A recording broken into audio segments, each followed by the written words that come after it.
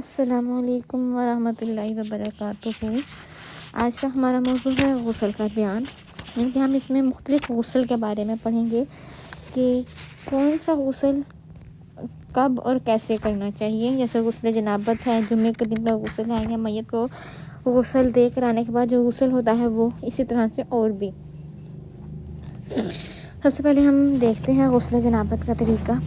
میمونہ رضی اللہ تعالیٰ عنہا بیان کرتی ہیں کہ رسول اللہ صلی اللہ علیہ وآلہ وسلم نے غسل کا ارادہ فرمایا تو سب سے پہلے دائیں ہاتھ پر پانی ڈال کر دونوں ہاتھ دھوئے، پھر دائیں ہاتھ کے ساتھ بائیں پر پانی ڈالتے ہوئے شرمگاہ کو دھویا، پھر بایاں ہاتھ جسے شرمگاہ کو دھویا تھا اس زمین پر رگڑا، پھر اسے دھویا، پھر کلی کی اور ناک میں پانی ڈالا، پھر چہرہ دھویا، پھر کوہنیوں سمیت ہاتھ دھوئے، پھر 3 بار سر پر پانی ڈالا اور بالوں کی جڑوں تک پانی پہنچایا، پھر تمام بدن پر پانی ڈالا، پھر جہاں آپ نے غسل کیا تھا اس جگہ سے ہٹ کر پاؤں دھوئے۔ حافظ ابن حجر رحمۃ اللہ علیہ فرماتے ہیں کسی حدیث میں بھی غسل جنابت کا وضو کرتے ہوئے سر کا مسح کا ذکر نہیں ہے۔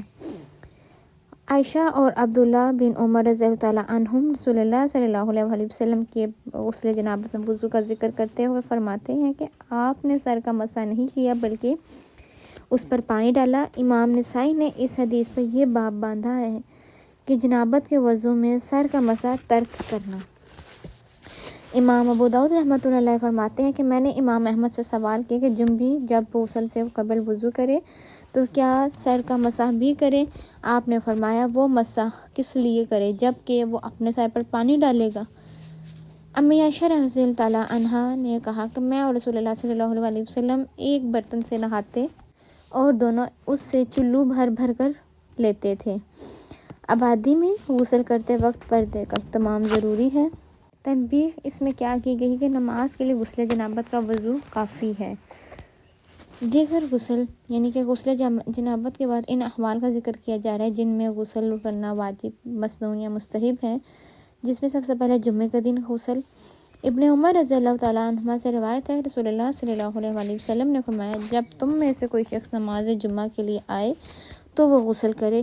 سیدنا ابو ہریرہ رضی اللہ تعالیٰ عنہ سے روایت ہے کہ رسول اللہ صلی اللہ علیہ وآلہ وسلم نے فرمایا ہر مسلمان پر حق ہے کہ ہفتے میں ایک دن یعنی جمعے کو غسل کرے، اس میں اپنا سر اور اپنا بدن دھوئے۔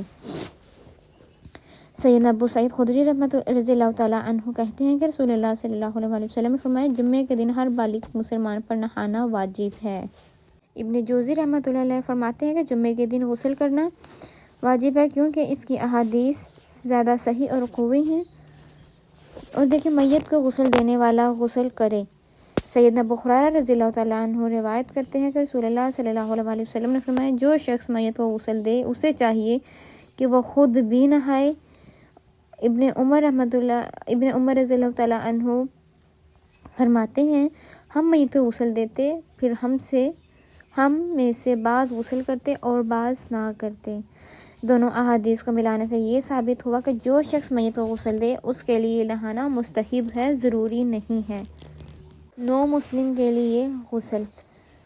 سیدنا قیس بن عاصم رضی اللہ تعالیٰ عنہ سے روایت ہے کہ جب وہ مسلمان ہوئے تو رسول اللہ صلی اللہ علیہ وآلہ وسلم نے حکم دیا کہ وہ پانی اور بیری کے پتوں سے غسل کریں۔ عین کے روز غسل کرنا۔ نافع کہتے ہیں کہ سیدنا ابن عمر رضی اللہ تعالیٰ عنہما عید الفطر کے روز عیدگاہ جانے سے پہلے غسل کیا کرتے تھے۔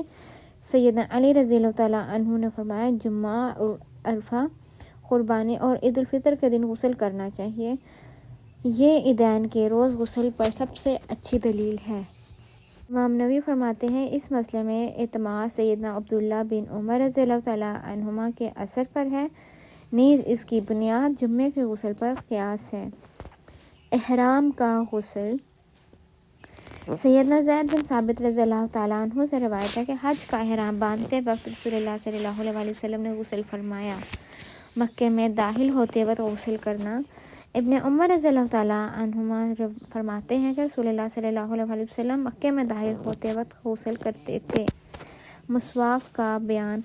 سیدنا حذیفہ رضی اللہ تعالیٰ عنہ فرماتے ہیں رسول اللہ صلی اللہ علیہ وآلہ وسلم جب رات کو تہجد کے لیے اٹھتے تو مسواک فرماتے۔ ابن عباس رضی اللہ تعالیٰ عنہما فرماتے ہیں کہ نبی کریم صلی اللہ علیہ وآلہ وسلم رات کو ہر 2 رکعت کے بعد مسواک کرتے۔ ام المومنین عائشہ رضی اللہ تعالیٰ عنہما سے روایت ہے، رسول اللہ صلی اللہ علیہ وسلم نے فرمایا، مسواک منہ کے لیے طہارت کا سبب اور اللہ کی رضامندی کا ذریعہ ہے۔ سیدنا ابو ہریرہ رضی اللہ تعالیٰ عنہ سے روایت ہے، رسول اللہ صلی اللہ علیہ وسلم نے فرمایا، اگر میں اپنی امت کے لیے مشکل نہ جانتا تو انہیں ہر نماز سے پہلے مسواک کا حکم دے دیتا۔